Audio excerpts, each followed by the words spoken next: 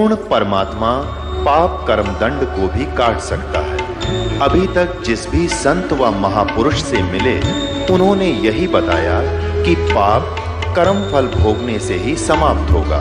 वो प्रभु कौन है जो पाप कर्म को काट देता है, वो काल के बंधन से छुड़वा देता है। उसका क्या नाम है, पूजा की विधि क्या है? कृपया अवश्य सुनिए जगत गुरु तत्वदर्शी संत रामपाल जी महाराज के अमृत वचन। जैसे एक सैंपल है, वहां से गंगा का जल सतलोक से आया हुआ है। इसके विषय में ना ब्रह्मा को पता, ना विष्णु को, ना इन ऋषि पिषियों को। ये तब बहुत नीचे स्तर की कहानी है इनकी। तो ये परमात्मा ने एक सैंपल भेज रखा है कि हमारा मटेरियल ऐसा पदार्थ है, वहां पर इस गंगा के जल को आप कहीं रख लो उठा कर। ये साइंटिस्टों ने सर मार कर देख लिया, इसका कोई लक्षण ढूंढ नहीं सके किस कारण से है ये। तो परमात्मा की महिमा को ये साइंस क्या समझ सकती है? ये साइंस परमात्मा के मटेरियल से बने हुए साइंटिस्ट भगवान भूल गए, नास्तिक बनने लगे। तो इस कलयुग में हमें एक सबसे बड़ी खुशी और सहयोग इस शिक्षा का ये है कि हम भगवान पहचान सकते हैं, अन्यथा इसकी कतई जरूरत नहीं थी। इसे क्या बना लिया, परमाणु बम बना लिया, हवाई जहाज बना ली, कार बना ली, सारा दिन फुर फुर, शांति एक पल की भी नहीं। जहां माया का प्रवेश है वहां शांति नहीं हो सकती। ये अपना पल्ला गांठ लगा लेना।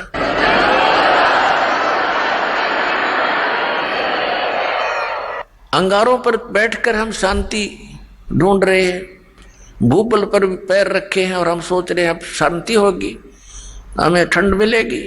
तो माया तो भूबल समझ लो, ये अंगारे हैं।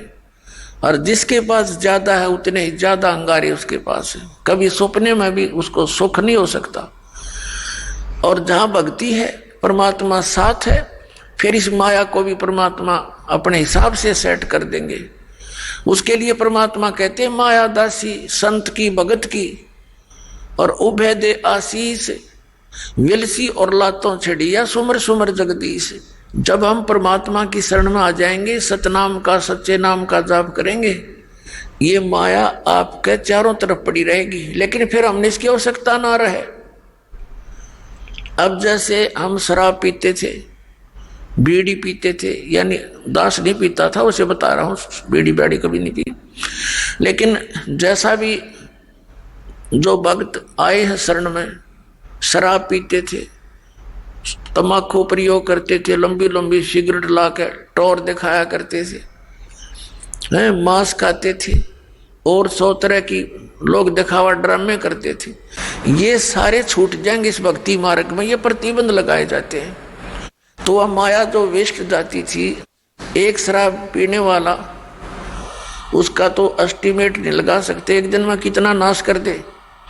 एक सिंपल सी बीड़ी और तम्बाकू प्रयोग करने वाला, सिगरेट पीने वाला कम से कम 20-30 रुपए डेली बर्बाद कर देता, बल्कि आज तो ज्यादा हो गए होंगे। तो महीने में एस्टिमेट लगाओ तो 1000 का, तो उसका कम से कम ये खर्चा हो गया, ये बच गया।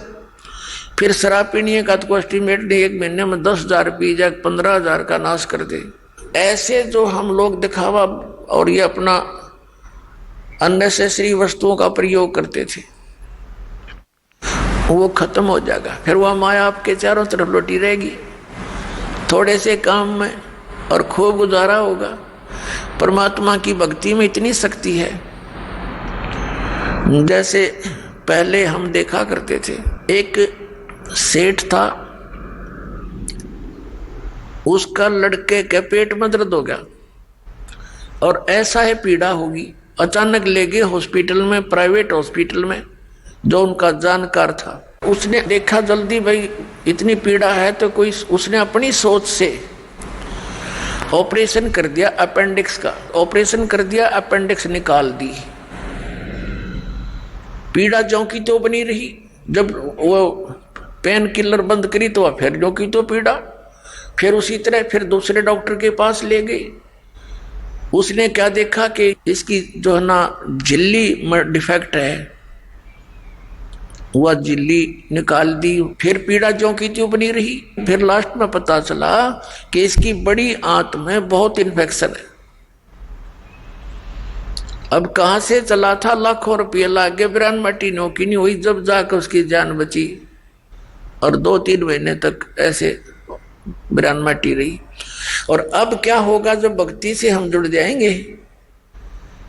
पुण्यात्माओं, इसलिए भगवान की तलाश की जाती है, क्योंकि हम बहुत युगों से पापों का ढेर लगाते आ रहे हैं। पाप के प्रभाव से थोड़ा बहुत हानि शरीर में भी होने लगती है, तो थोड़े ही ट्रीटमेंट में 100 रुपये की दवाई में आप स्वस्थ हो जाओगे, और नहीं तो लाखों लाख का पीछा छूटर मौत भी हो जाए। तो इस प्रकार परमात्मा आपको सहयोग देने लगेगा। ये दास का बहुत बिटर एक्सपीरियंस है इस मार्ग में। तभी इस मार्ग को, परमात्मा के मार्ग को, उसके आदेश को आप तक पहुंचाने की चेष्टा की है कि इससे बहुत लाभ मिलेगा आपको। ऐसा लाभ मिलेगा आप सोच नहीं सकते।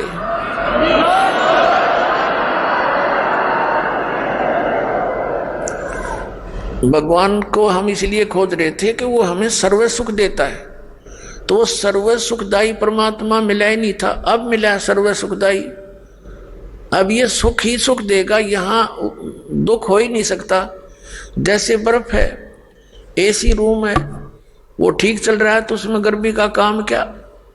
तो ऐसे परमात्मा का ये कनेक्शन मिलने के बाद आपके परिवार में न सोच ले, गर्मी के दिनों में एसी लग गया और वो सर्दियों में भी काम करेगा, यानी ऑटोमेटिक है परमात्मा का सिस्टम, आपके हर तरह से सुख देगा। तो प्रसंग चल रहा है कि हम उस स्थान को भूल गए जहां जाकर हम सदा सुखी रहेंगे, और हम सभी पहले वही रहते थे। अब कई भक्त अज्ञानतावश भोले भाले, जिनको ज्ञान नहीं, वो ये प्रश्न किया करते कि एक बात बता, जब सारे ही यहां से चले गए तो यहां कौन रहेगा, बता। वो नैया ही चिंता हो रही है कि यहां कौन रहेगा, बता।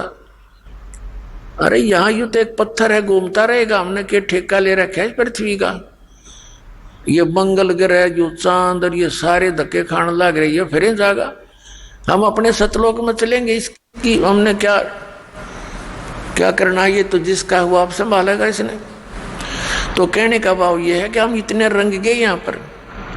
जैसे एक भक्त भोला बाला, उसके घर उसकी पत्नी बहुत बीमार थी, बहुत समस्या में थी, हर तरह से तकलीफ थी। परमात्मा की दया हुई, दीक्षा ली, भगवान की कृपा से वो स्वस्थ हुई। तो उसको समझाने लगे, भाई नाम ले ले भक्त,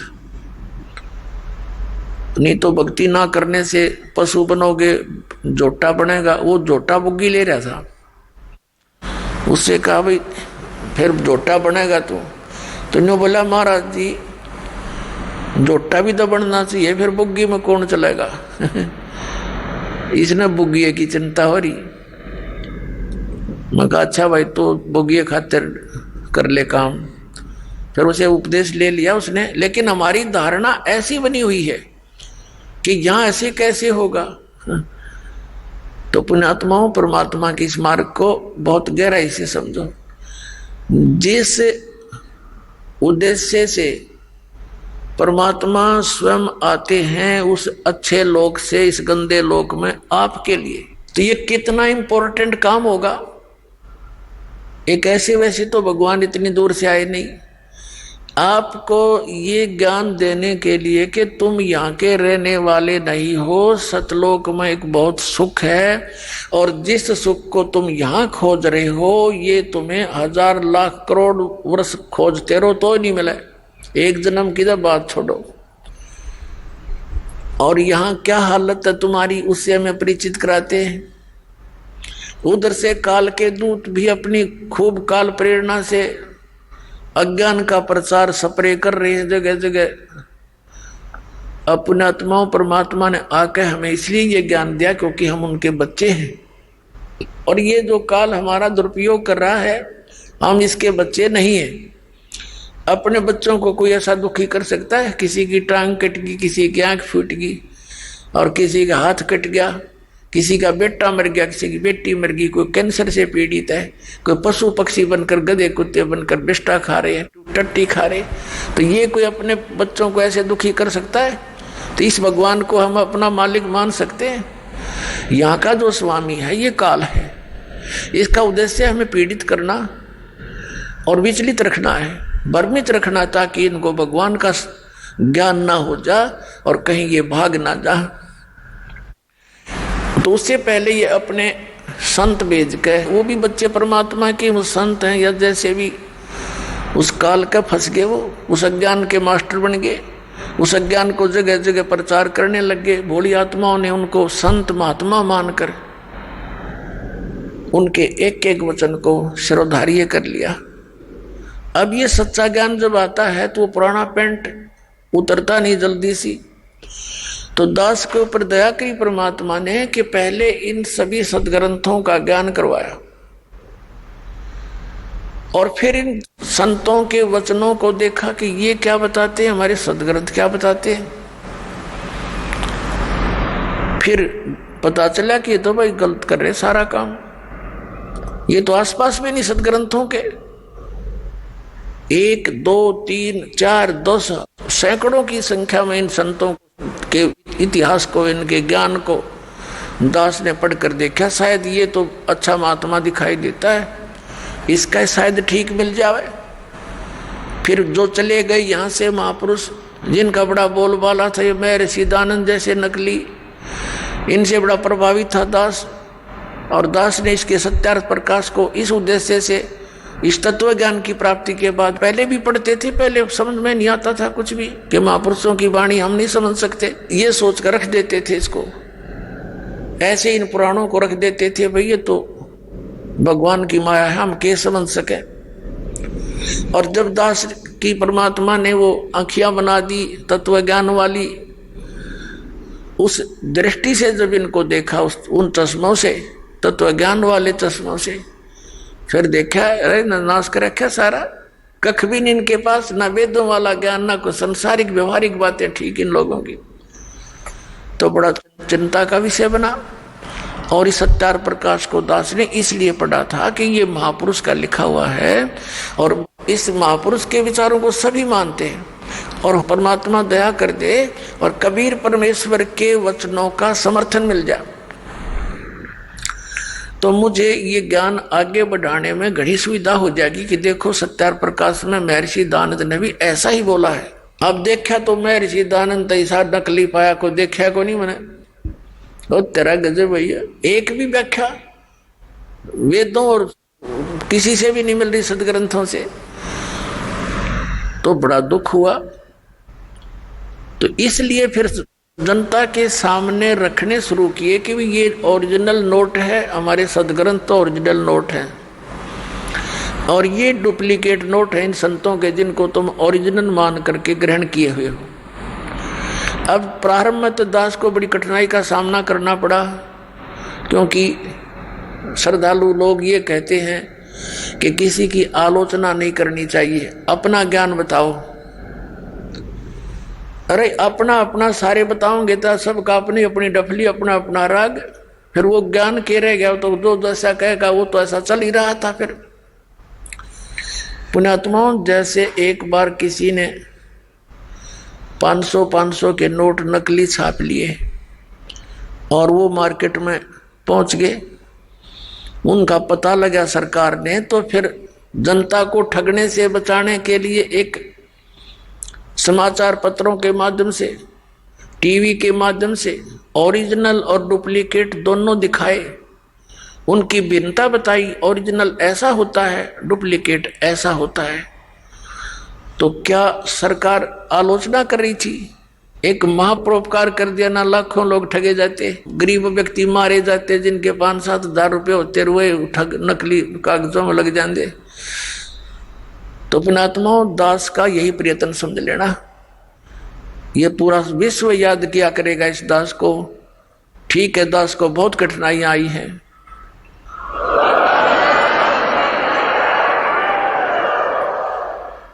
इस सच्चाई को ऊपर लाने के लिए, इस ज्ञान को उठाने के लिए सहयोग तरह कबीर भगवान का, लेकिन दास उसका बैल है और उसी के सहारे से इसको गाड़ी को खींचकर पटड़ी पर चढ़ाया है।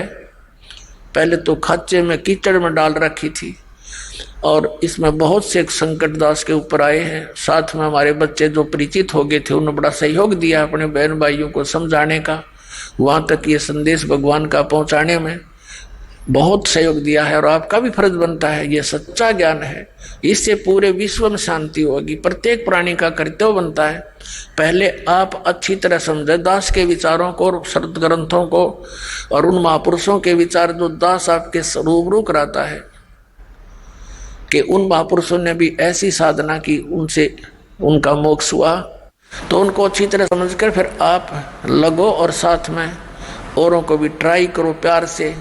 ये मार्ग कोई बलपूर्वक कराने का नहीं होता, ये ज्ञान से होगा।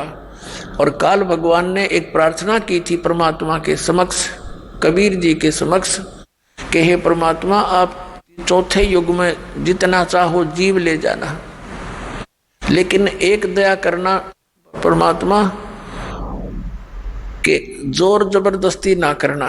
कलयुग में जब आप ले जाओ अपना ज्ञान देना, आपका ज्ञान ग्रहण करें वो आपके हो जा, और मेरे ज्ञान को माने वो मेरे पास रह जा, मेरा आहार बने रहे, जबरदस्ती ना करना। और अपना ज्ञान समझा के कितने ले जाना। अपनात्मा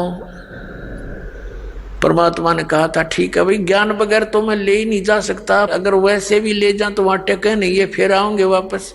पहले वही ना रहा करते, तो मालिक को मालूम ही था कि ज्ञान से दृढ़ करूंगा इनको, और यहाँ के दुखों से ये छक चुके होंगे, यहाँ के इन कोठी बंगलों से भी ये छक चुके होंगे। आप देख रहे हो विदेशों में बड़ी सुविधा के सारे साधन वैज्ञानिक बना लिए, और वो क्या कहते हैं, नहर के किनारे लौट के शांति प्राप्त करते हैं। उन कोठिया ने सारे इंस्ट्रूमेंटा ने छोड़ गए, तो ये पहले ना हमारे अंदर रहेंगे, क्यों सर में दर्द कराया वो बीमारी इकट्ठी करी। तो ऐसे ये शांति होनी वही है, ये तो एक उफान है इस काल का डाला हुआ। ये बना ले, ये बना ले, रिमोट बना ले, इससे सुख हो जाएगा, टट्टू सुख होगा। सुख तक परमात्मा की भक्ति से होगा, आने वाले कष्टों के से बचाव होगा, उससे सुख होगा। तो प्रसंग जो चल रहा है वहीं आते हैं। तो परमात्मा ने आके हमें ज्ञान दिया है कि सतलोक के अंदर तुम्हें कोई दुख नहीं, और वहां चलो, वहां जाकर के तुम्हें परम शांति होगी। अब परमात्मा ने कहा था कि जैसे अपना ज्ञान दे करके आप यहां से ले जाना। वेदों में प्रमाण है, आपको बहुत बार दिखाया है, समय आने पर दिखाएंगे आज भी, कि वो परमात्मा सतलोक से गति करके आता है। वो तीन प्रकार के शरीर में सभी अपने प्राणियों के सभी ब्रह्मांडों का वो देखभाल करता है, पालन पोषण धारण पोषण करता है। एक शरीर है मनुष्य सदृश है परमात्मा, नर नारायण देह है। ये शरीर मनुष्य को भी परमात्मा जैसा ही मिला है, लेकिन उसकी सामर्थ्य, परमात्मा की शक्ति, उसका नूर वहां पर विशेष है, अलग है हमसे ज्यादा, इसलिए तो परमात्मा है। एक आत्मा एक परमात्मा, तो अपने आप दो हो गए, एक श्रेष्ठ आत्मा, एक आत्मा सिंपल। तो ऐसे एक राजा, एक मनुष्य, एक नागरिक है, एक राजा है, शकल दोनों की एक जैसी है, मनुष्य ये दोनों है, लेकिन उसके सामर्थ्य में दिन और रात का अंतर है। ऐसे ही परमात्मा और जीव में समझो, जीव जीव है, एक नागरिक है, परमात्मा हमारा राजा है, वो मालिक है, वो जनक है, हमारा पिता भी है, उसमें सर्वगुण है। तुमेव माता च पिता तुमेव बंधु च सखा तुमेव, तो उसके अंदर सभी गुण है परमात्मा के अंदर, वो सबका भ्रातर भी वही है, माता यानी जनक भी वही है, पालक पिता भी वही है, बंधु असली साथी भी वही है, और मित्र भी वही है, बंधु यानी भाईचारा वही है। उस परमात्मा ने हमें ये ज्ञान दिया कि तुम सतलोक के रहने वाले हो, और फिर तुम वहां चलो। तो काल ने कहा था कि आप अपना ज्ञान देकर ले जाना, परमात्मा जोर जबरदस्ती ना करना। अब जैसे ये परमात्मा सचखंड से चलकर आता है, वो तीन प्रकार से अपने जीव शरीर की स्थिति में, तीन प्रकार के शरीरों में काम करता है, मनुष्य सदृश ही है। जैसे एक शरीर में तो सतलोक में रहता है स्थायी रूप में, करोड़ सूर्य मिला दे, करोड़ चंद्रमा, उसके एक रोमकूप में इतनी रोशनी है, वो भी फीकी पड़ जा समझो। और तख्त पर विराजमान है, जैसे राजा बैठता ऐसे मुकुट वगैरह धारण करके परमात्मा, ऊपर सफेद छत्र है, सफेद मुकुट है परमात्मा का, सफेद ही सिंहासन है सारा उसका, वहां विराजमान है। और दूसरे रूप में वो क्या करता है, एक तो शिशु रूप धारण करके प्रत्येक युग में आता है, और एक सरोवर के ऊपर कमल के फूल पर विराजमान होता है, वहां से कोई निसंतान दंपति उनको ले जाते, प्रत्येक युग में ऐसी लीला। और फिर वो कंवारी गायों का दूध पीता है, कंवारी गायें दूध देती है, परमात्मा पीते हैं, उनकी परवरिश की लीला ऐसे पूरी होती है। उन कंवारी गायों में दूध कहाँ से आता है, सतलोक से आता है। फिर धीरे धीरे बड़े होते हैं, छोटी आयु में ही प्रचार शुरू कर देते हैं, परमात्मा अपने जो उद्देश्य से लेकर आते हैं। वेदों में लिखा है कि परमात्मा सतलोक से चलकर आता है, ऊपर तीसरे मुक्ति धाम में रहता है सतलोक में, वहां से गति करके आता है और यहाँ अच्छी आत्माओं को मिलता है। किस उद्देश्य से आता है, उपदेश करने के लिए, तत्व ज्ञान समझाने के लिए आता है। तो शिशु रूप धारण करके परमात्मा आते हैं प्रत्येक युग में, तो धीरे धीरे बड़े होते अपना ज्ञान का प्रचार करते। ये दूसरी सतिथि। और तीसरी सतिथि में वो कैसे आते हैं शरीर में, जैसे कहीं भी महात्मा के रूप में प्रकट हो गए, जैसे जिंदा महात्मा के रूप में कलयुग में वो अधिक आए हैं। और उस जिंदा महात्मा के रूप में वो कभी भी आकर किसी भी भक्त को, अच्छी आत्मा को मिलते हैं। किन किन अच्छी आत्माओं को मिले, आदरणीय धर्मदास साहिब जी, आदरणीय मलुकदास साहिब जी, आदरणीय नानक साहिब जी, आदरणीय दादू साहिब जी, आदरणीय गरीबदास साहिब जी, गांव छुड़ानी जिला दद्दर हरियाणा वाले, आदरणीय घीसा दास साहिब जी, गांव खेखड़ा और जिला मेरठ उत्तर प्रदेश वाले, इनको मिले जिंदा महात्मा के रूप में आकर के, और उनको सतलोक लेकर गए सचखंड, और वहां जाकर के उनको फिर वापस छोड़ा, क्योंकि वो दृढ़ भक्त थे। वो दृढ़ भक्तों को मिलते हैं, अच्छी आत्माओं को मिलते हैं, ताकि उसके मिशन में सहयोग दे सके। तो वो स्टेनलेस स्टील थे, जो उनको कह दिया दाता ने वो फाइनल, उनके लिए सारा संसार एक तरफ, वो महापुरुष एक तरफ थे। जैसे आपने जन्म साखी भाई बालावाड़ी में देखा, परमात्मा के उस यथार्थ मंत्र का स्वयं जाप कर रहे थे नानक साहिब जी, और जब उनकी देखा देखी उनके शिष्य मर्दाना ने भी वो जाप शुरू किया, तो उसको ऐसा झटका दिया कि वो मर गया होता, डूब गया होता समुद्र में। घबरा गया मर्दाना। तब उसको कहा कि तू नकल ना कर, मेरी करनी ना देख, मैं जो बोलता हूँ गुरु की आज्ञा का पालन कर। तो वो दृढ़ भगत थे, किसी भी सिख समाज को सतनाम नहीं बताया उन्होंने। समाज अपने स्थान पर, भगवान अपने स्थान पर, तो वो भगवान के बच्चे थे, वो दृढ़ व्यक्ति थे, दृढ़ भगत थे, श्रेष्ठ आत्माएं थी। उनका उद्देश्य ये नहीं था कि भी इसके ना बताने से कोई हानि समाज को होगी, नहीं, वो तो जैसी थी उसी चल ही रही थी। अब उससे घनी हानि हो जाती, चाहे वो डिक्लेयर कर जाते। आज ये सारे नकली पंथ, ये सतलोक की महिमा गाने वाले काल के द्वारा चलाए गए सारे नकली पंथ, अब गुरु ग्रंथ साहब से पढ़कर यही नाम देते रहते। ऐसा झटका दे दिया कि डर गए सारे, पूरा सिख समाज के खबरदार देश नाम का जाप किया। मर्दाना ने किया था, मर गया होता, और गुरु जी का आदेश है, उसकी आज्ञा की अवहेलना हो जाएगी, ऐसा भय पैदा कर गए। क्या वो हमारे हितैषी नहीं थे, वो परम हितैषी थे, वो जान ही जान थे कि आग लग जाएगी, जाइए मंत्र दे दिया तो नाश हो जाएगा बात का। तो ऐसे उन दृढ़ भक्तों को परमात्मा आकर मिलते हैं। तो ये तीसरी सतिथि थी उनकी। अब उनको हिदायत दे दी थी कि समय आने पर इसको फिर देंगे अपने बच्चों को। अब जैसे कोई भी हिंदू धर्म में देख लो, सिख धर्म में देखो, विशेषकर इन दोनों धर्मों में दास देख रहा है। बाकी मुसलमान धर्म से और ईसाई धर्म के क्या क्रिया है, इतना विशेष दास परिचित नहीं है।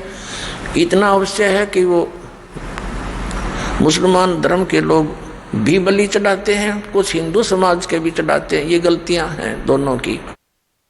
लेकिन यहाँ दास देख रहा है कि यहाँ विशेष धर्म की व्यवस्था है।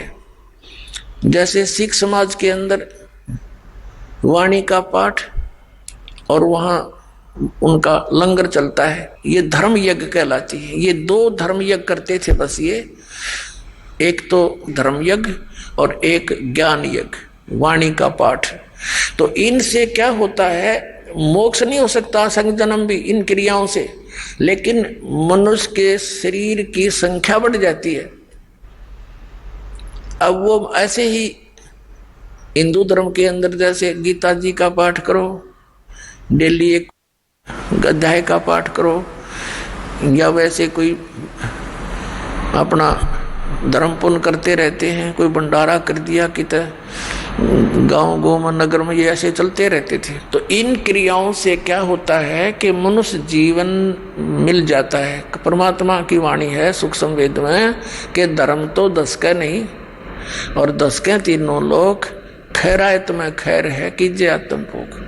और दूसरा ये था, तो उससे क्या होता है, जैसे यज्ञ है ये ग्लूकोस है, एक रोगी है, जैसे दास ने बताया कि हमारे जन्म और मृत्यु का दीर्घ रोग लगा हुआ है। ये दीर्घ रोग उसी ट्रीटमेंट से कटेगा जो महापुरुषों ने खुद प्रयोग किया और परमात्मा ने आकर बताया।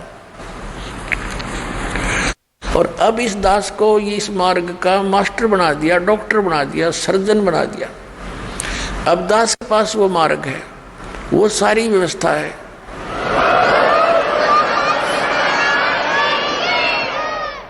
और उन महापुरुषों ने क्या किया कि इस पूरे मानव समाज का ग्लूकोस लगा दिया। ग्लूकोस जो होता है ये रोग नहीं नाश करता, ये शरीर को नष्ट होने से बचाता है, पानी की अक्षति पूर्ति करता है।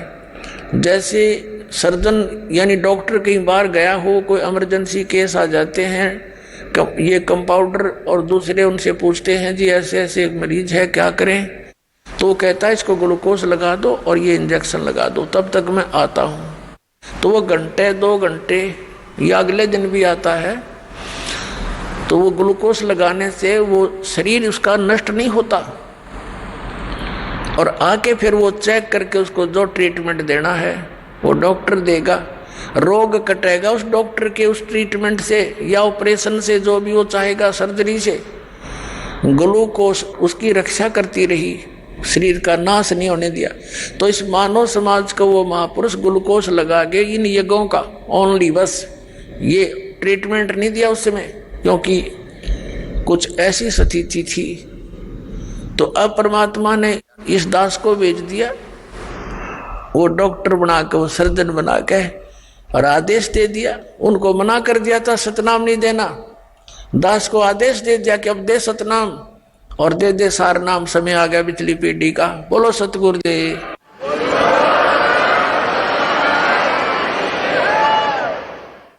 तो पुण्यात्मा जो प्रसंग चल रहा है कि इन दृढ़ आत्माओं ने परमात्मा के प्रत्येक आज्ञा का पालन कर लिया। अब जैसे बात चली है कि ज्ञान देकर ही आप ले जाना अपने बच्चों को, आपका ज्ञान स्वीकार करें आपका। अब जैसे परमात्मा मिले थे हजरत मोहम्मद को, जिससे मुसलमान धर्म चला। अब वो अच्छी आत्मा थी लेकिन दृढ़ नहीं थे, अच्छी आत्मा थी, दृढ़ भक्त नहीं थे वो। अब यहाँ उनके लाखों शिष्य हो गए थे।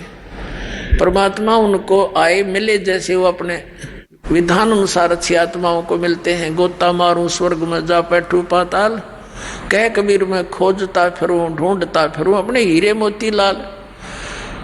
हजरत मोहम्मद जी को मिले, हजरत मोहम्मद जी को कहते हैं हम वहां ले गयो सतलोक में, इच्छा रूपी वहां नहीं रहो। उल्ट मोहम्मद मैल पठाया, गुज बीरज एक कलमा लाया। रोजा बंग नमाज दई रे, बिस्मिल की नई बात कही रे। अब जैसे परमात्मा कहते हैं हम हजरत मोहम्मद को वहां ले गए, जैसे नानक साहिब जी को ले गए, गरीबदास साहिब जी को ले गए, धर्मदास साहिब जी को ले गए, और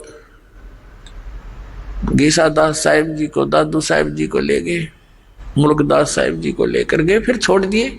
उन्होंने दृढ़ होकर के भगवान की प्रत्येक बात को स्वीकार किया।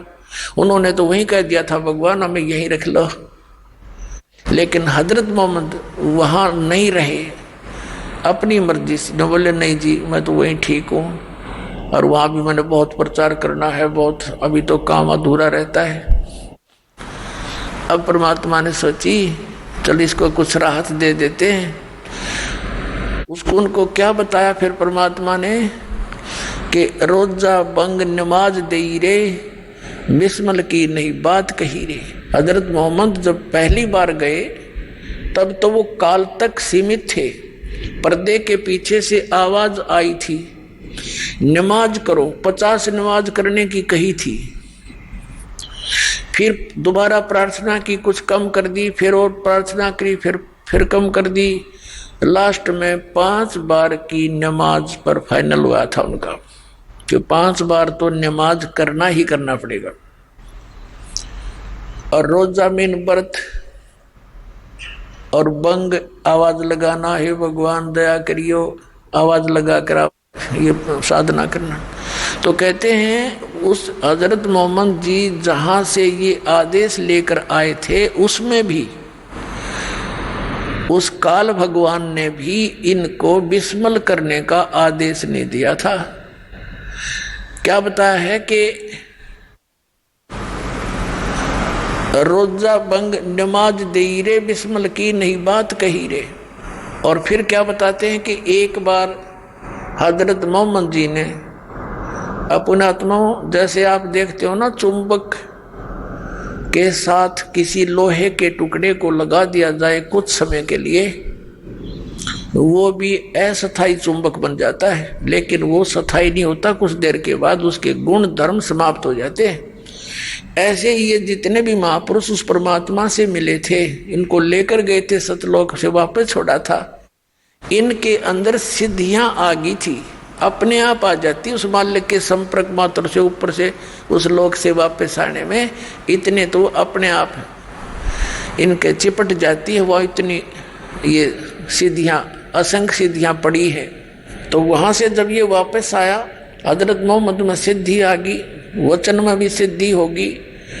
तो उसने एक दिन एक गऊ को मार दिया, पहले तो एक बकरे को मार दिया वचन से, वो बकरा मर गया। बकरे वाला रोने लग गया, जी मैं तो गरीब आदमी था, ये क्या हो गया। लोग इकट्ठे हो गए, फिर उस बकरे को जीवित कर दिया वचन से। सब खुशी हुई, सब जगह ये लहर दौड़ गई कि भाई हजरत मोहम्मद तो सचमुच नबी हैं, बड़ी सिद्धि है इसके अंदर, मरे हुए बकरे को जीवित कर दिया। उनकी बहुत दूर तक बातें फैल गई और उनके अनुयायी थे, जगह जगह ये चर्चा करने लगे। लोगों ने ऐतराज किया क्योंकि विरोधी बहुत थे। उन्होंने कहा भी हम जब जाने गऊ मार के जीवित कर दे, हमारे सामने कर। तब हजरत मोहम्मद ने वो गऊ, सब इकट्ठे हो गए आसपास के लोग, वचन से वो गाय मार दी, वो मर गई। अब उसको जीवित करने का समय आया, वह जीवित नहीं हो पाई। तब परमात्मा कहते हैं कि तब हम मोहम्मद याद किया रे, तब हजरत मोहम्मद ने मुझे याद किया, तब हम मोहम्मद याद किया रे, शब्द स्वरूपी हम बेग गया रे। परमात्मा कहते हैं वहां शब्द स्वरूपी पहुंचे 1 सेकंड के अंदर, लेकिन औरों को किसी को नहीं दिख रहा था, केवल हजरत मोहम्मद को मैं दिखाई दे रहा था। मुई गऊ हमने तत्काल जवाई, और तब मोहम्मद का निश्चय आई। वो मरी हुई गाय को मैंने जाकर तुरंत जीवित कर दिया। तब मोहम्मद जी को विश्वास हुआ कि सचमुच ये तो परमात्मा के नुमाइंदे हैं। कहते जब मोहम्मद का निश्चय आई, तुम कबीर अल्लाह दरवेशा, और मोहम्मद का तब गया अंदेशा। फिर क्या बताते हैं कि नबी मोहम्मद नमस्कार है, राम रसूल कहाया, 1,80,000 को सौगंध जिन ने कर चलाया। अरस कुरस पर अल्लाह तकत है, अरस के कुरस पर, आसमान के अंतिम छोर पर अरस कुरस पर अल्लाह तकत है। उस परमात्मा का स्थान है जहां कबीर साहब का अपना स्थान है। और खालिक बिन नहीं खाली, उस परमात्मा की दृष्टि में सभी प्राणी है, उससे कोई बचा नहीं है। और वह पैगंबर पाक पुरुष थे साहिब के अब्दाली। अब क्या बताते हैं कि तुम हजरत मोहम्मद का नाम लेकर गऊ मार रहे हो, जो मनाते हो वो दिन, विशेषकर गऊ काटते हो, तो उन्होंने गऊ शब्द से मारी थी, शब्द से जीवित कर दी थी, क्योंकि लोगों ने ये सोचा था कि हजरत मोहम्मद ने जीवित कर दी। तो उसके लिए फिर कहा कि बारी गऊ शब्द के तीरम, वचन के तीर से मार दी। और ऐसे होते मोहम्मद पीरम, वो मोहम्मद पीर ऐसे थे। और शब्द फेर जवाई अंसा राख्या गोसत नहीं बाखा, ऐसे पीर मोहम्मद भाई। अब परमात्मा देख अब पे तो सारा काम करे, फिर उसको शाबाशी दे रहे हैं। अरे हजरत मोहम्मद तो ऐसे महापुरुष थे, उन्होंने वचन से गाय मारी थी और वचन से जीवित कर दी। मांस नहीं खाया उन्होंने, जीव की रक्षा करी, और तुम मांस खाते हो उनकी आड़ में। तो उसके लिए कहते हैं वो पैगंबर पाक पुरुष थे, साहिब के अब्दाली, वो महापुरुष थे, पवित्र आत्माएं थी। तुम उनके जब में ये पाप करते हो खुद और नाम लेते हो उनका। नबी मोहम्मद नमस्कार है राम रसूल कहाया, वो तो आदरणीय महात्मा थे, महापुरुष थे और परमात्मा के नबी कहलाए। और 1,80,000 को सौगंध, कसम है उन 1,80,000 मुसलमान बने थे जो उनके सीधे शेष थे, उन्होंने कर दिलाया। उन्होंने ये जुल्म नहीं किया जो तुमने शुरुआत कर रखी है। और कहते हैं अर्श को उस पर अल्लाह तकत है, खालिक बिन नहीं खाली। और वो पैगंबर पाक पुरुष थे, साहिब के अब्दाली, वो तो पवित्र आत्माएं थी, उस परमात्मा की कृपा पात्र थे। तो इस प्रकार परमात्मा ये कहना चाहते हैं कि ज्ञान से ही हम वहां ले जाएंगे। अब जैसे हजरत मोहम्मद को ले गए, वो दृढ़ नहीं थे, अच्छी आत्मा अवश्य थी, मिले भगवान सब अवश्य, लेकिन वहां नहीं रहे। और ये देख कौड़ कहानी बिगड़ गई उसके बाद यहाँ पर। तो इस प्रकार इस ज्ञान से ही हम सतलोक जाएंगे, क्योंकि हमें ये दृढ़ विश्वास होगा कि जो ये ज्ञान दिया जा रहा है ये ओनली इस दास का नहीं और केवल एक बनावटी इतिहास का नहीं, ये स्वयं गॉड गिवन परमात्मा ने आकर बताया और फिर अपने गवाह बनाए, सतलोक ले जाकर वापस छोड़ा उनको। और उन्होंने यही बताया, क्या बताया? मन तू चल रे सुख के सागर, जा शब्द सिंधु रत्नागर। आदरणीय गरीबदास साहिब जी को परमात्मा सचखंड लेकर गए थे और फिर उनको वापस छोड़ा था, अपना गवाह बनाया था, उनको समझाया था बेटा ये काल के जाल में फंसे हुए हैं आपके सभी भाई बहन, और इनको समझाना है, ये ज्ञान मैंने तुझे दिया है, इसको प्रमाणित करके जाना। अब गरीबदास साहिब जी की वाणी अभी 150-200 वर्ष पहले लिखी गई, 250 वर्ष पहले, और दास उसी गरीबदास जी के पंथ से ही आगे आया है और दास खूब परिचित है। परमात्मा ने ऐसी सख्त हिदायत दे रखी थी गरीबदास जी को, और गरीबदास जी ने आगे फिर ऐसी सख्ती से काम लिया कि इस वाणी में अगर किसी ने फेरबदल किया तो उसकी खैर नहीं रहेगी। ये दास देखा करता था कि गरीबदास ही संत महात्मा होते थे, ग्रंथ साहब में बहुत कुछ ऐसी बातें लिखी थी, वो चाहते थे इसमें संशोधन कर दें थोड़ा। तो एक ने कोशिश की थी, उसको अधरंग मार गया संत को, आजीवन दुखी रहा। तो सब ने ये मान लिया कि जो इसके अंदर लिखा है परमात्मा का आदेश है, गरीबदास जी नाराज हो जाएंगे, इसको चेंज नहीं करना, ना तो ये भी बिगाड़ देते स्वरूप इस वाणी का। और इतनी ये प्रकाश में आई नहीं, इतनी पॉपुलर नहीं हुई। दास 20-37 वर्ष का हो गया था जब तक मैंने गरीबदास के नाम का पता नहीं था। जब 37 साल की उम्र में ये नाम प्राप्त हुआ सन 1988 में, तब गरीबदास नाम सुना था।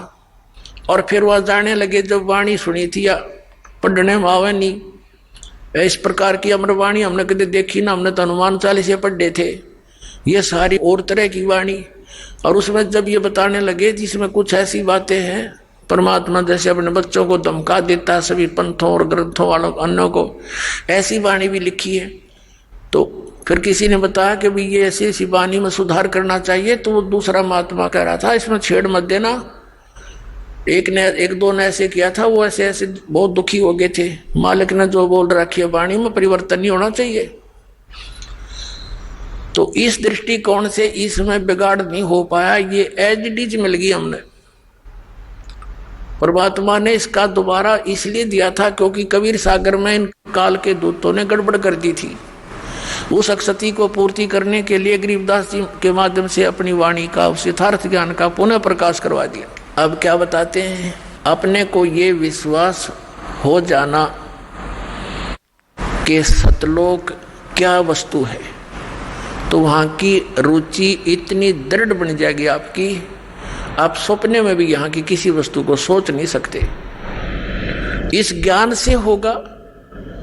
जैसा भी ये नकली पंथ ये बताते रहे, सतलोक के गुण गाते रहे, सचखंड सतलोक कहते रहे, सतपुरुष भी याद था इनके, लेकिन इनको ये नहीं मालूम सतनाम क्या है, सतपुरुष कौन है, सतनाम क्या है, सतलोक क्या है, सार शब्द क्या है। वही सतपुरुष, वही सतनाम, वही सार शब्द, वही सार नाम है, और वही सतनाम, वही सार शब्द कोई तो कोई इनका।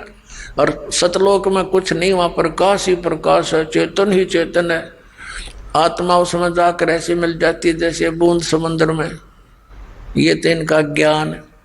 और फिर समाधान पांचों नाम काल के जाप करो, यो इनका समाधान। अर्जाम सतलोक ये फूटे भाग तरे, टिकट तले रहे हैं, पर्ची तक कटवारे लोग कलबस की।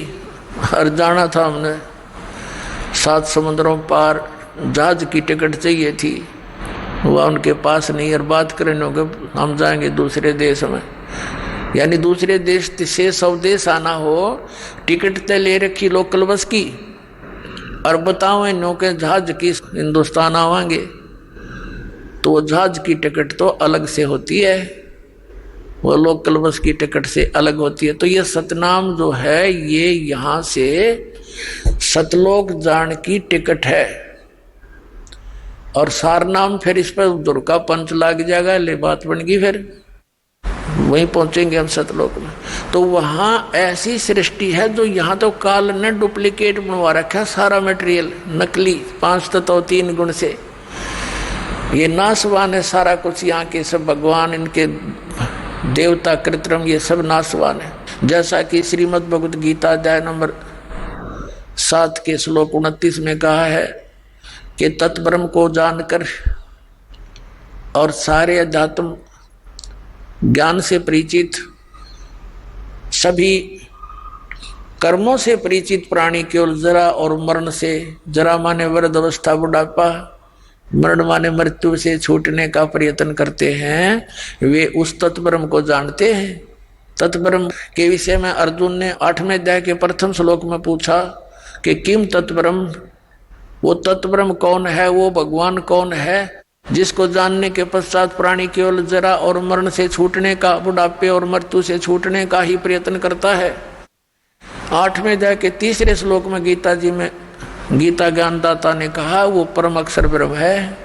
आइए अब हम उन श्रद्धालुओं के अनुभव जानते हैं जो जगत गुरु तत्वदर्शी संत रामपाल जी महाराज जी से दीक्षा प्राप्त कर चुके हैं तथा उनके द्वारा बताए गए भक्ति मार्ग पर चल रहे हैं। नमस्कार सर। सर साहब जी। क्या नाम है सर आपका? लक्ष्मण दास जी।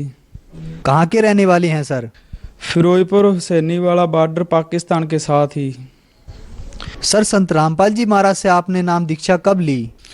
2017, 23/10/2017 जी। सर संत रामपाल जी महाराज की शरण में आने से पहले आप क्या भक्ति साधना करते थे? संत रामपाल जी महाराज की शरण से आने से पहले हम गुरुद्वारे में जाते थे तो, और घर में पीरों की ज्योति लगती थी। पूजा करते करते हम इतने दुखी हो गए थे, काल ने हमें बहुत सताया जी। हमारा 13 साल के लड़के की डेथ होगी जी। हम परमात्मा से इतनी दूर चले गए कि रब दा तो बस सानू, ਅਸੀਂ ਕਹਿੰਦੇ ਸੀ ਵੀ ਸਾਨੂੰ ਰੱਬ ਤਾਂ ਚਾਹੀਦਾ ਹੀ ਨਹੀਂ ਜੀ।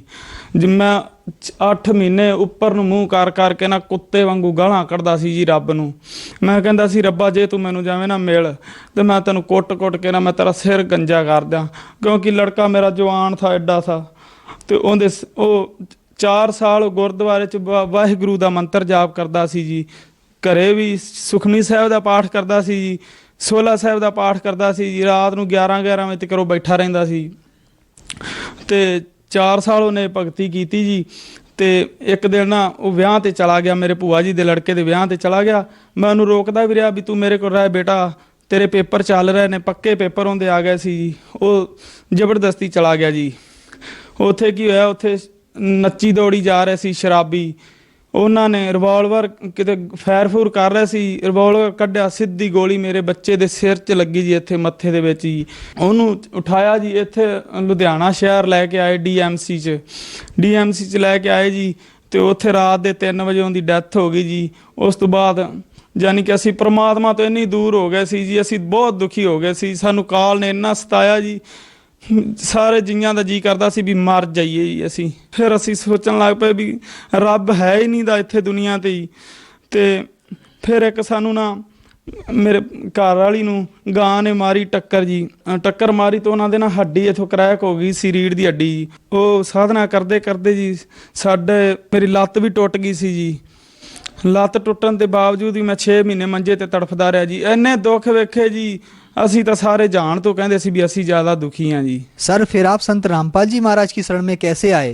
संत रामपाल जी की शरण में ਅਸੀਂ ਆਏ ਜੀ। ਫਿਰੋਜ਼ਪੁਰ ਤੋਂ ਇੱਕ ਕਾਲਾ ਪਹਿਲਵਾਨ ਭਗਤ ਹੈਗਾ ਜੀ, ਉਹਦੇ ਕੋਲ ਅਸੀਂ ਨਾ, ਉਹ ਮੇਰੇ ਭਗਤਮਤੀ ਦਾ ਘਰ ਵਾਲੀ ਦਾ ਯਾਨੀ ਕਿ ਇਲਾਜ ਕਰਾਉਣ ਗਏ ਸੀ। ਉਹਨੇ ਸਾਨੂੰ ਕਿਹਾ ਵੀ ਇਹ ਭਗਤੀ ਤੁਹਾਡੀ ਵਿਅਰਥ ਹੈ ਜੀ, ਜਿਹੜੀ ਤੁਸੀਂ ਕਰ ਰਹੇ ਜੀ। ਅਸੀਂ ਕਿਹਾ ਜੀ ਵਿਅਰਥ ਹੈ ਜੀ। ਕਹਿੰਦਾ ਇਹ ਪੁਸਤਕ ਲੈ ਲੈ ਤੇ ਫਾਈਲ ਕਾ ਸਤਸੰਗ ਹੈਗਾ ਜੀ, ਜੇ ਤੇਰਾ ਜੀ ਕਰੇ ਤੇ ਆ ਜਾਵੀਂ, ਨਹੀਂ ਤਾਂ ਤੇਰੀ ਮਰਜ਼ੀ। ਬਈ ਮੈਨੂੰ ਤਾਂ ਜਦੋਂ ਇਹ ਲੱਗਿਆ ਨਾ ਵੀ ਉਹਨੇ ਮੈਨੂੰ ਇੱਦਾਂ ਖਿੱਚ ਕੇ ਕਹਿ ਤਾ ਵੀ ਤੇਰਾ ਜੀ ਕਰੇ ਤੇ ਆ ਜਾਵੀਂ, ਨਹੀਂ ਤਾਂ ਤੇਰੀ ਮਰਜ਼ੀ। ਮੈਂ ਜਾਣਾ ਤਾਂ ਉਹ ਢੇਸੀਆਂ ਵਾਲੇ ਮਹਾਰਾਜ ਦੇ ਸਤਸੰਗ 'ਤੇ ਸੀ। ਉਹ ਮੈਨੂੰ ਮੇਰੀ ਭੈਣ ਕਹਿੰਦੀ ਸੀ ਉੱਧਰ ਆ ਜੀ, ਉੱਧਰ ਨਹੀਂ ਮੈਂ ਗਿਆ। ਮੈਂ ਫਾਈਲ ਕਿਆ ਚਲਾ ਗਿਆ ਜੀ। ਫਾਈਲ ਕਿਆ ਜਾ ਕੇ ਉੱਥੇ ਮੈਂ ਸਤਸੰਗ ਗੁਰੂ ਜੀ ਦਾ ਸੁਣਿਆ। ਗੁਰੂ ਜੀ ਦਾ ਸਾਰਾ ਗੁਰੂ ਗ੍ਰੰਥ ਸਾਹਿਬ ਤੇ ਉਹ ਸਾਰੇ ਵੇਦ ਖੋਲੀ ਜਾਂਦੇ ਪਏ ਸੀ। ਸਾਨੂੰ ਨਹੀਂ ਪਤਾ ਸੀ ਇਹਨਾਂ ਪੁਸਤਕਾਂ ਦਾ ਵੀ ਇਹ ਕੀ ਚੀਜ਼ਾਂ ਨੇ, ਪਹਿਲੋਂ ਸਾਨੂੰ ਕੋਈ ਪਤਾ ਨਹੀਂ ਸੀ ਜੀ। ਤੇ ਬਾਅਦ 'ਚ ਸਾਨੂੰ ਜਦੋਂ ਪਤਾ ਲੱਗਾ ਵੀ ਉਹਨਾਂ ਸਾਰੀ ਬਾਲੇ ਵਾਲੀ ਸਾਖੀ ਪੜ੍ਹ ਕੇ ਸੁਣਾਤੀ। ਸੰਤ ਰਾਮਪਾਲ ਜੀ ਮਹਾਰਾਜ ਨੇ ਜਦੋਂ ਪ੍ਰਾਣ ਸੰਗਲੀ ਖੋਲ ਕੇ ਸਾਨੂੰ ਵਿਖਾਈ ਉੱਥੇ ਸਤਸੰਗ ਦੇ ਵਿੱਚ, ਤੇ ਅਸੀਂ ਤਾਂ ਹੈਰਾਨ ਹੀ ਰਹਿ ਗਏ ਜੀ ਵੀ ਗੁਰੂ ਨਾਨਕ ਦੇਵ ਜੀ ਦਾ ਅਸੀਂ ਤਾਂ ਨਾਂ ਹੀ ਇਕੱਲਾ ਲੈਂਦੇ ਸੀ। ਅਸੀਂ ਕਹਿੰਦੇ ਸੀ ਵੀ ਗੁਰੂ ਨਾਨਕ ਤੂੰ ਤਾਂ ਉੱਤੇ ਹੈ ਹੀ ਕੋਈ ਨਹੀਂ ਦਾ ਜੀ। ਜਦੋਂ ਅਸੀਂ ਉੱਥੇ ਸਾਰਾ ਕੁਝ ਵੇਖਿਆ ਸਤਸੰਗ ਦੇ ਵਿੱਚ, ਤੇ ਅਸੀਂ ਤਾਂ ਆਉਂਦੇ, ਸਾਨੂੰ ਬਸ ਅਗਲੇ ਐਤਵਾਰ ਦਾ ਇੰਤਜ਼ਾਰ ਸੀ ਵੀ ਜਲਦੀ ਤੋਂ ਜਲਦੀ ਐਤਵਾਰ ਆਵੇ ਤੇ ਅਸੀਂ ਨਾ ਨਾਮ ਦੀਕਸ਼ਾ ਲਈਏ, ਕਿਉਂਕਿ ਅਸੀਂ ਬੜੇ ਦੁਖੀ ਹੋ ਕੇ ਵੇਖ ਲਿਆ ਸੀ ਵੀ ਸਾਰੇ ਜਾਣ ਤੋਂ ਅਸੀਂ ਦੁਖੀ ਸੀ ਜੀ। सर संत रामपाल जी महाराज की शरण में आने के बाद आपको क्या लाभ मिले? ਸੰਤ ਰਾਮਪਾਲ ਜੀ ਮਹਾਰਾਜ ਦੀ ਸ਼ਰਨ ਵਿੱਚ ਆਉਣ ਤੋਂ ਬਾਅਦ ਜੀ ਲਾਭ ਨਿੱਕੇ ਮੋਟੇ ਤਾਂ ਸਾਨੂੰ ਡੇਲੀ ਹੁੰਦੇ ਨੇ ਜੀ। ਪਹਿਲਾ ਲਾਭ ਤਾਂ ਮੈਨੂੰ ਇਹ ਹੋਇਆ ਜੀ, ਮੈਂ ਜਰਦਾ ਖਾਂਦਾ ਸੀ ਜੀ, ਨਸ਼ਾ ਕਰਦਾ ਸੀ, ਬੀੜੀਆਂ ਵੀ ਪੀਂਦਾ ਸੀ ਜੀ। ਕਿਉਂਕਿ ਸਾਡੇ ਉੱਧਰ ਸਾਰੇ ਪੰਜਾਬ ਦੇ ਵਿੱਚ ਨਾ ਇਹ ਨਸ਼ਾ ਬਹੁਤ ਚੱਲ ਰਿਹਾ ਜੀ, ਜਰਦਾ ਵੀ ਉਹ ਖਾਂਦਾ ਸੀ ਜੀ। ਉਹ ਸਤਸੰਗ ਸੁਣਨ ਦੇ ਨਾਲ ਹੀ ਮੇਰਾ, ਜਦੋਂ ਸੰਤ ਰਾਮਪਾਲ ਜੀ ਮਹਾਰਾਜ ਜੀ ਦਾ ਨਾਮ ਲਿਆ ਤਾਂ ਉਸ ਤੋਂ 2 ਦਿਨ ਪਹਿਲਾਂ ਹੀ ਮੇਰਾ ਨਸ਼ਾ ਛੁੱਟ ਗਿਆ ਜੀ।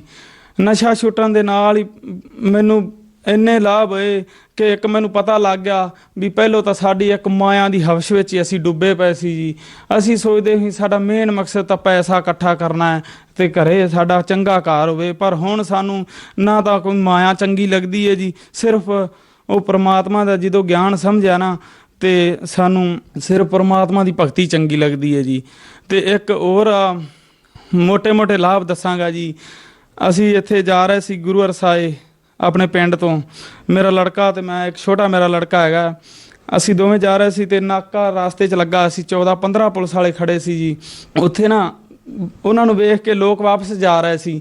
ਅਸੀਂ ਕਿਹਾ ਵੀ ਇਹ ਕੀ ਹੈ, ਵੀ ਨਾਕਾ ਲੱਗਿਆ, ਨਾਲ ਹੀ ਦੱਸੀ ਜਾਂਦੇ ਪਏ ਸੀ ਨਾਕਾ ਲੱਗਿਆ ਜੀ, ਚਲਾਨ ਕੱਟੀ ਜਾਂਦੇ ਨੇ, ਕਿਸੇ ਨੂੰ ਨਹੀਂ ਲੰਘਣ ਦਿੰਦੇ। ਅਸੀਂ ਉੱਥੇ ਜਾ ਕੇ ਕਿਹਾ ਵੀ ਹੁਣ ਸੰਤ ਰਾਮਪਾਲ ਜੀ ਮਹਾਰਾਜ ਨੂੰ ਪਰਖਦੇ ਹਾਂ ਜੀ, ਵੀ ਭਲਾ ਸਾਨੂੰ ਛਡਾਉਂਦੇ ਨੇ ਕਿ ਨਹੀਂ। ਵੀ ਕਹਿੰਦੇ ਨੇ ਨਾ ਉਹ ਤਾਂ ਮਰੇ ਨੂੰ ਜਿੰਦਾ ਕਰ ਦਿੰਦੇ ਨੇ। ਉਦੋਂ ਅਸੀਂ ਨਵਾਂ ਹੀ ਨਾਮ ਲਿਆ ਸੀ ਜੀ ਸੰਤ ਰਾਮਪਾਲ ਜੀ ਮਹਾਰਾਜ ਤੋਂ। ਤੇ ਅਸੀਂ ਉੱਥੇ ਜਾ ਤੇ ਮੋਟਰਸਾਈਕਲ ਲਾਇਆ ਨਾਲ, ਉਹ ਕਹਿੰਦੇ ਜੀ ਵਿਖਾਓ ਜੀ ਕਾਪੀ ਵਿਖਾਓ। ਮੈਂ ਨਹੀਂ ਹੈਗੀ ਜੀ। ਕਹਿੰਦੇ ਲਾਇਸੈਂਸ ਵਿਖਾਓ, ਕਹਿੰਦੇ ਨਹੀਂ ਹੈਗੀ। ਮੈਂ ਕਹਿੰਦਾ ਵੀ ਕੋਈ ਤਾਂ ਇਹਦੀ ਪਰਚੀ ਵਿਖਾ ਦੇ। ਮੈਂ ਨਹੀਂ ਹੈਗੀ ਜੀ। ਤੇ ਕਹਿੰਦਾ ਚੱਲ ਫਿਰ ਉੱਥੇ ਲਾ ਤੇ ਚਲਾਨ ਕਟਾ। ਅਸੀਂ ਫਿਰ ਉੱਥੇ ਮਨ ਹੀ ਮਨ ਵਿੱਚ ਪ੍ਰਮਾਤਮਾ ਨੂੰ ਅਰਦਾਸ ਲਾਈ, ਸੰਤ ਰਾਮਪਾਲ ਜੀ ਮਹਾਰਾਜ ਨੂੰ, ਵੀ ਮਾਲਕਾ ਇਹਨਾਂ ਨੂੰ ਸਤਬੁੱਧੀ ਬਖਸ਼ੋ, ਅਸੀਂ ਲੇਟ ਹੋ ਜਾਵਾਂਗੇ ਤੇ ਅਸੀਂ ਜਾਣਾ ਹੈ ਜੀ ਅੱਗੇ 25-30 ਕਿਲੋਮੀਟਰ ਅਸੀਂ ਅੱਗੇ ਜਾਣਾ ਸੀ ਜੀ। ਸ਼ਾਮ ਦਾ ਟਾਈਮ ਸੀ ਤੇ ਉੱਥੇ ਇੱਕ ਪਿੱਛੋਂ ਨਾ ਸਾਡੇ ਉਹ ਸਰਦਾਰ ਖੜਾ ਹੋਇਆ ਜੀ। ਕਹਿੰਦਾ ਵੀ ਹਾਂਜੀ ਤੁਸੀਂ ਕਿਵੇਂ ਖੜੇ ਜੀ। ਮੈਂ ਆਖਿਆ ਵੀ ਇਹ ਸਾਨੂੰ ਜਾਣ ਨਹੀਂ ਦਿੰਦੇ ਜੀ, ਕਹਿੰਦੇ ਨੇ ਚਲਾਨ ਕਟਾਓ। ਕਹਿੰਦਾ ਜਾ ਯਾਰ ਤੂੰ ਜਾ ਇਹਨੂੰ ਜਾਣ ਦੇ ਯਾਰ। ਅਸੀਂ ਉੱਥੇ ਬੰਦੀ ਛੋੜ ਦਾ ਨਾਅਰਾ ਲਾਇਆ ਪ੍ਰਮਾਤਮਾ ਸੰਤ ਰਾਮਪਾਲ ਜੀ ਮਹਾਰਾਜ ਦਾ। ਅਸੀਂ ਆਖਿਆ ਹੇ ਮਾਲਕਾ ਵੀ ਤੂੰ ਇੱਥੇ ਮਿੰਟ ਦੇ ਵਿੱਚ ਆ ਗਿਆ। ਅਸੀਂ ਤਾਂ ਹਜੇ ਮਨ ਵਿੱਚ ਸੋਚਦੇ ਹੀ ਪਏ ਸੀ ਵੀ ਗੁਰੂ ਜੀ ਸਾਨੂੰ ਛੁਡਾ ਦਿਓ। ਪ੍ਰਮਾਤਮਾ ਨੇ ਸਾਨੂੰ ਉੱਥੋਂ ਛੁਡਾਇਆ ਜੀ। ਤੇ ਦੂਜਾ ਲਾਭ ਇਹ ਹੋਇਆ ਜੀ, ਖੇਤੀਬਾੜੀ ਦਾ ਸਾਡਾ ਕੰਮ ਹੈ ਜੀ। ਮੈਂ ਆਪਣੇ ਨਾ ਅਰਬੀ ਚੋਕਣ ਜਾ ਰਿਹਾ ਸੀ, ਗੋਡੀ ਲਾਉਣੀ ਸੀ ਜੀ। ਮੈਂ ਘਰੋਂ ਹੀ ਸੋਚ ਕੇ ਚੱਲਿਆ, ਮੈਂ ਕਿਹਾ ਗੁਰੂ ਜੀ ਅੱਜ ਕੋਈ ਪ੍ਰਮਾਤਮਾ ਸੰਤ ਰਾਮਪਾਲ ਜੀ ਅੱਜ ਕੋਈ ਐਸਾ ਚਮਤਕਾਰ ਕਰੋ ਕਿ ਮੈਨੂੰ ਪਤਾ ਲੱਗ ਜਾਵੇ ਵੀ ਤੁਸੀਂ ਮੇਰੇ ਨਾਲ ਚਮਤਕਾਰ ਕਰ ਦਿੱਤਾ। ਪ੍ਰਮਾਤਮਾ ਨੇ ਉਦੋਂ ਕੀ ਕੀਤਾ ਜੀ, ਸੰਤ ਰਾਮਪਾਲ ਜੀ ਮਹਾਰਾਜ ਨੇ ਮੈਨੂੰ ਬਸ 15 ਮਿੰਟ ਹੀ ਹੋਏ ਸੀ ਗੋਡੀ ਕਰਦੇ ਨੂੰ ਜੀ। ਗੋਡੀ ਕਰਦਾ ਜੀ ਮੈਂ ਇੱਕ ਨਾ ਬੂਟਾ ਮੋਟਾ ਆ ਗਿਆ ਉਹਦਾ ਘਾਹ ਦਾ, ਉਹਦਾ ਮੈਂ ਇੱਥੋਂ ਲਿਆ ਕੇ ਰੰਬਾ ਨਾ ਖਿੱਚ ਕੇ ਮਾਰਿਆ, ਮੇਰੇ ਇਸ ਅੰਗੂਠੇ ਤੇ ਵੱਜਿਆ ਜੀ। ਇਸ ਅੰਗੂਠੇ ਤੇ ਇੱਕ ਝਰੀਟ ਤੇ ਕਰਨੀ ਆਈ ਜੀ। ਮੈਂ ਉੱਥੇ ਨਾ ਰੋਣ ਲੱਗ ਪਿਆ ਜੀ। ਮੈਂ ਹੇ ਮਾਲਕਾ ਤੂੰ ਮੇਰੇ ਅੰਗ ਸੰਗ ਸਹਾਈ। ਅਸੀਂ ਪਹਿਲੋਂ ਕਿੱਥੇ ਧੱਕੇ ਖਾਂਦੇ ਫਿਰੇ ਜੀ। ਅਸੀਂ ਅੱਧੀ ਜ਼ਿੰਦਗੀ ਤਾਂ ਸਾਡੀ ਉਵੇਂ ਲੰਘ ਗਈ ਜੀ। 35 ਸਾਲ ਮੇਰੇ ਹੋ ਗਏ ਜੀ, 35 ਸਾਲ ਦੀ ਮੇਰੀ ਉਮਰ ਹੋ ਗਈ, ਬਸ ਐਵੇਂ ਵਿਅਰਥੀ ਗਈ ਚਲੀ ਸੀ। ਤੁਸੀਂ ਨਾ ਮਿਲਦੇ ਤਾਂ ਸਾਡੀ ਖਰੇ ਕੀ ਦੁਰਗਤੀ ਹੋਣੀ ਸੀ ਜੀ। ਫਿਰ ਦੂਜਾ ਲਾਭ ਇਹ ਹੋਇਆ ਜੀ, ਸਾਡੀ 7-8 ਮਹੀਨਿਆਂ ਤੋਂ ਨਾ ਭੈਂਸ ਜਿਹੜੀ ਮੱਝ ਜਿਹਨੂੰ ਕਹਿੰਦੇ ਅਸੀਂ ਪੰਜਾਬ ਦੇ ਵਿੱਚ, ਉਹ ਜਾਨੀ ਕਿ ਵਿਹਲੀ ਸੀ ਜੀ। ਨਾ ਤਾਂ ਦੁੱਧ ਦਿੰਦੀ ਸੀ ਤੇ ਨਾ ਹੀ ਉਹਦੇ ਬੱਚਾ ਪੈਦਾ ਹੋ ਰਿਹਾ ਸੀ ਪੇਟ ਦੇ ਵਿੱਚ। ਮੈਂ ਬੰਦੀ ਛੋੜ ਦੇ ਅੱਗੇ ਸਤਿਗੁਰੂ ਰਾਮਪਾਲ ਜੀ ਮਹਾਰਾਜ ਦੇ ਅੱਗੇ ਪ੍ਰਾਰਥਨਾ ਲਾਈ ਜੀ, ਪ੍ਰਮਾਤਮਾ ਜੇਕਰ ਤੁਸੀਂ ਮਰੇ ਬੰਦੇ ਨੂੰ ਜਿੰਦਾ ਕਰ ਸਕਦੇ ਜੇ ਨਾ, ਤੇ ਇਹਦੇ ਮੱਝ ਦੇ ਪੇਟ ਦੇ ਵਿੱਚ ਬੱਚਾ ਵੀ ਪੈਦਾ ਕਰ ਸਕਦੇ ਜੀ। ਉਹ 8 ਮਹੀਨਿਆਂ ਤੋਂ ਵਿਹਲੀ ਮੱਝ ਵੀ ਜਾਨੀ ਕਿ ਡਾਕਟਰ ਨੇ 2 ਵਾਰੀ ਉਹਨੂੰ ਚੈੱਕ ਕੀਤਾ ਸੀ। ਉਹ ਕਹਿੰਦਾ ਸੀ ਵੀ ਇਹ ਭਾਈ ਇਹਦੀ ਬੱਚੇ ਦਾ ਨਹੀਂ ਖਰਾਬ ਹੈ ਤੇ ਇਹਨੂੰ ਵੇਚ ਦੇ। ਉਹੀ ਮੱਝ ਦੇ ਵਿੱਚ ਨਾ ਜਦੋਂ ਉਸੇ ਡਾਕਟਰ ਨੇ ਚੈੱਕ ਕੀਤਾ ਨਾ ਤੇ ਕਹਿੰਦਾ ਵੀ ਇਹ ਤਾਂ 6 ਮਹੀਨਿਆਂ ਦਾ ਇਹਦੇ ਗਰਭ ਦੇ ਵਿੱਚ ਬੱਚਾ ਹੈ। ਮੈਂ ਉਹਨੂੰ ਕਿਹਾ ਚੰਗੀ ਤਰ੍ਹਾਂ ਵੇਖ ਡਾਕਟਰ ਸਾਹਿਬ, ਅੱਗੇ ਤੂੰ ਹੀ ਚੈੱਕ ਕੀਤੀ ਇਹਨੂੰ। ਕਹਿੰਦਾ ਨਹੀਂ ਜੀ 6 ਮਹੀਨੇ ਦਾ ਬੱਚਾ ਇਹਦੇ ਵਿੱਚ। ਤੇ ਉੱਥੇ ਮੈਂ ਫਿਰ ਬੰਦੀ ਛੋੜ ਦਾ ਜੈਕਾਰਾ ਲਾਇਆ। ਮੈਂ ਕਿਹਾ ਪ੍ਰਮਾਤਮਾ ਤੂੰ ਤਾਂ ਬਸ ਇੰਨੇ ਚਮਤਕਾਰ ਕੀਤੀ ਜਾਣਾ ਵੀ ਅਸੀਂ ਸੋਚੇ ਵੀ ਨਹੀਂ ਸੀ ਜੋ ਸਾਡੇ ਨਾਲ ਹੋ ਰਿਹਾ ਜੀ। ਤੇ ਇੱਕ ਹੋਰ ਚਮਤਕਾਰ ਹੋਇਆ ਜੀ, 10 ਕੁ ਦਿਨ ਹੋਏ ਜੀ ਸਾਡੇ ਮਮਦੋਟ ਰਾਊ ਕੇ ਪਿੰਡ ਦੇ ਵਿੱਚ। ਉਹ ਵੀ ਬਾਰਡਰ ਦੇ ਨਾਲ ਹੀ ਹੈ ਜੀ, ਅੱਧਾ ਕਿਲੋਮੀਟਰ ਹੀ ਹੈ, ਪਰ ਪਾਕਿਸਤਾਨ ਦੇ ਨਾਲ ਹੀ ਹੈ ਜੀ ਪਿੰਡ। ਉੱਥੇ ਸਤਸੰਗ ਹੋਇਆ ਸੀ ਜੀ। ਉੱਥੇ ਅਸੀਂ ਸਤਸੰਗ ਤੇ ਗਏ ਜੀ, ਸਾਰਾ ਪਰਿਵਾਰ ਹੀ ਗਿਆ ਜੀ। ਤੇ ਵਾਪਸੀ ਆਉਣ ਲੱਗਿਆ ਨਾ ਸਤਸੰਗ ਸਮਾਪਤੀ ਹੋਈ ਤੇ ਅਸੀਂ ਵਾਪਸੀ ਆਉਂਦੇ ਪਏ ਸੀ। ਇੱਕ ਮੇਰੀ ਬੇਟੀ, ਇੱਕ ਮੇਰੇ ਘਰ ਵਾਲੀ ਤੇ ਇੱਕ ਮੈਂ, ਅਸੀਂ ਤਿੰਨੇ ਸੀ ਜੀ।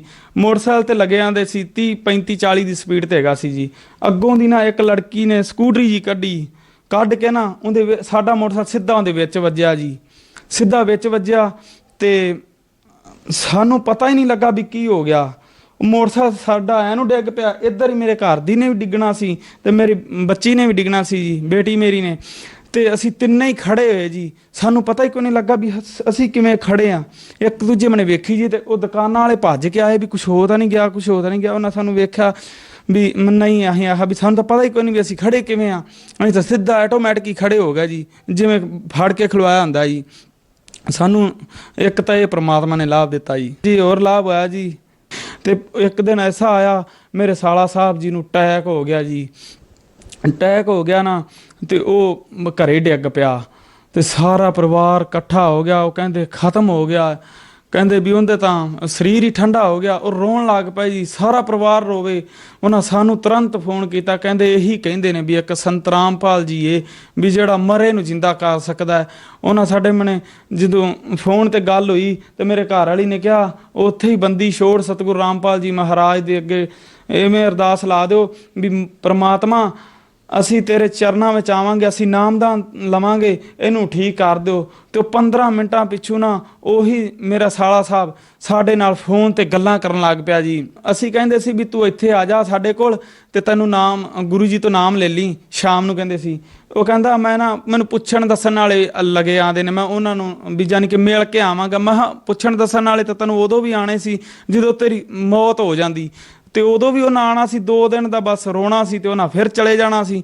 ਤੇ ਦੁੱਖ ਤਾਂ ਸਾਰਾ ਇਹਨਾਂ ਬੱਚਿਆਂ ਨੂੰ ਸਾਰੀ ਉਮਰ ਦਾ ਭੋਗਣਾ ਪੈਣਾ ਸੀ। ਤੇ ਉਹਨੇ ਸਾਡੀਆਂ ਗੱਲਾਂ ਤੇ ਅਮਲ ਕੀਤਾ। ਉਹ ਮੈਂ ਤੁਰੰਤ ਆ ਗਿਆ ਸਾਡੇ ਕੋਲ ਇੱਥੇ। ਉਹਨਾਂ ਨੇ ਨਾਮ ਲਿਆ ਜੀ ਮੇਰੇ ਸਾਲਾ ਸਾਹਿਬ ਜੀ ਨੇ। ਤੇ ਅਸੀਂ ਨਾ ਹੁਣ ਉਹਨਾਂ ਦੀ ਰਿਪੋਰਟ ਕਰਾਈ ਫਰੀਦਕੋਟ ਤੋਂ, ਬਿਲਕੁਲ ਕੁਝ ਵੀ ਨਹੀਂ ਆਇਆ ਜੀ ਉਸ ਰਿਪੋਰਟ ਦੇ ਵਿੱਚ।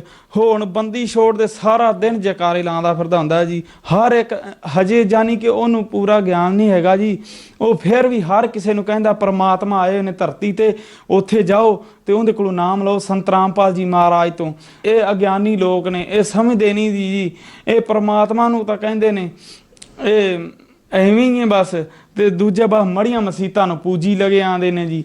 ਤੇ ਇਸ ਕਰਕੇ ਆਪਣੀ ਤਾਂ ਇਹ ਹੱਥ ਜੋੜ ਕੇ ਬੇਨਤੀ ਹੈ ਜੀ, ਸੰਤ ਰਾਮਪਾਲ ਜੀ ਮਹਾਰਾਜ ਉਹ ਚਮਤਕਾਰ ਕੀਤੀ ਜਾ ਰਹੇ ਨੇ ਜੀ ਜਿਹੜਾ ਦੁਨੀਆ ਤੇ ਨਾ ਹੀ ਕੋਈ ਕਰ ਸਕਿਆ ਤੇ ना ही होया है, बस संत रामपाल जी कर रहे हैं जी। सर, आपने बताया कि आपने संत रामपाल जी महाराज से नाम दीक्षा लेने के बाद नशा छोड़ दिया, तो संत रामपाल जी महाराज नशा मुक्त भारत बनाने में क्या योगदान दे सकते हैं? बंदी छोड़ सतगुरु रामपाल जी महाराज जी का सत्संग सुनने नाल जी मेरा तो क्या ये पूरे देश पूरे संसार ही नशा मुक्त हो सकता है जी। संत रामपाल जी महाराज तो फुल पावर आए हुए है इस धरती पे, पूर्ण परमात्मा आए हुए ने जी। ते परमात्मा संत रामपाल जी महाराज की शरण में आउण नाल सारा संसार ही नशा मुक्त हो सकता है जी। होर कितों नहीं नशा मुक्ति मिलनी जी। किन्ने सेंटर खुले ने जी इस पंजाब च, कोई किते भी कोई तो प्रूफ करके विखावे भी इस बंदे ने नशा छड्या। नशा छड्डेगा नहीं जी। जे बीड़ा छड्डेगा ना तो वह टीका लाना शुरू कर देगा, जे शराब छड्डेगा ना तो बीड़ा लाना शुरू कर देगा जी। नशा नहीं छुट सकता जी। नशा छुटेगा तो सिर्फ संत रामपाल जी महाराज के सत्संग सुनने नाल ही नशा छुट जाता है जी। सर, जो दर्शक आपको देख रहे हैं उनको आप क्या संदेश देना चाहते हैं? इस भारत के लोगों के साथ हाथ जोड़ के प्रार्थना है जी, बंदी छोड़ सतगुरु रामपाल जी महाराज धरती ते आए हुए ने। परमात्मा ਉਹੀ परमात्मा ने जी। कबीर साहब जी ਉਹਦੇ 600 ਸਾਲ ਪਹਿਲੋਂ ਆਏ ਸੀ, ਉਹਨਾਂ ਨਾਲ ਵੀ ਇਹੀ ਇਦਾਂ ਹੀ ਹੋਇਆ ਸੀ ਜੋ ਅੱਜ ਇਹ ਸੰਸਾਰ ਕਰ ਰਿਹਾ ਹੈ। ਤੇ ਹੁਣ ਸੰਤ ਰਾਮਪਾਲ ਜੀ ਮਹਾਰਾਜ ਆਏ ਨੇ, ਇਹਨਾਂ ਨਾਲ ਵੀ ਉਹੀ ਕਰ ਰਹੇ ਨੇ, ਕਿਉਂਕਿ ਜੋ ਸੱਚ ਬੋਲਦਾ ਉਹਦੇ ਸੱਚ ਨੂੰ ਦਬਾਉਣ ਵਾਸਤੇ ਇਹ ਝੂਠਾ ਸੰਸਾਰ ਹੈ ਜਿਹੜਾ ਇਹ ਦਬਾ ਤਾਂ ਪਾਉਂਦਾ, ਪਰ ਸੱਚ ਕਦੀ ਛੁਪਿਆ ਨਹੀਂ ਜੀ। ਸੱਚ ਤਾਂ ਸੱਚ ही है जी। सर, जैसा कि आपने बताया आप पाकिस्तान बॉर्डर की सीमा पर रहते हैं, तो जो लोग पाकिस्तान से संत रामपाल जी महाराज से नाम दीक्षा लेना चाहते हैं वह संत रामपाल जी महाराज से कैसे नाम दीक्षा ले सकते हैं? पाकिस्तान तो क्या जी, पाकिस्तान में सेंटर खुले हैं संत रामपाल जी महाराज के, नामदान सेंटर खुले हैं और उधर बहुत संगत जुड़ रही है। संत रामपाल जी महाराज का ज्ञान समझ के बहुत भक्त उधर भाई इकट्ठे हो रहे हैं। और पाकिस्तान तो क्या इस पूरे विश्व में पूरे इंडिया में परमात्मा संत रामपाल जी महाराज ने नामदान सेंटर खुला रखे रहे जी। बहुत आसान तरीका हो गया जी भी नामदान सेंटर ते नाम दीक्षा प्राप्त करने का जी। धन्यवाद सर। सत साहब जी।